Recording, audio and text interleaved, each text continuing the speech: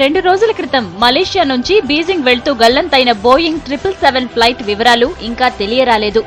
ఏటీసీతో signal తెగిపోయి 48 గంటలు దాటినా వివరాలు తెలియరాలేదంటే అది ఖచ్చితంగా క్రాష్ అయిందంటున్నారు మలేషియన్ ఎయిర్లైన్స్ అధికారులు. అయితే ప్రమాదం సమయంలో పైలట్ కాస్త చాకచక్యంగా వ్యవహరించి ఉంటే ప్రమాదం తప్పేదని అంటున్నారు. మలేషియా నుంచి దక్షిణ వియత్నాం వద్దకు చేరుకునే వరకు ఏటీసీతో సంబంధాలు కొనసాగించిన విమానం ఆ తరువాత మాత్రం ఆచూకీ లేకుండా పోయింది.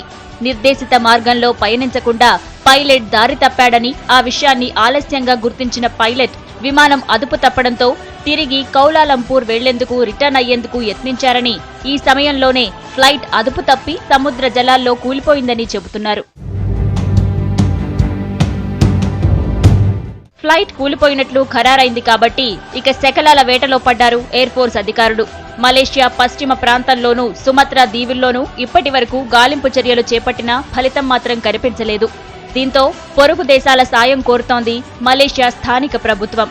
విమాన శకలాలు కనుగొనేందుకు అవసరమైన చర్యలు, సాయం అందించాలని విజ్ఞప్తి చేస్తోంది.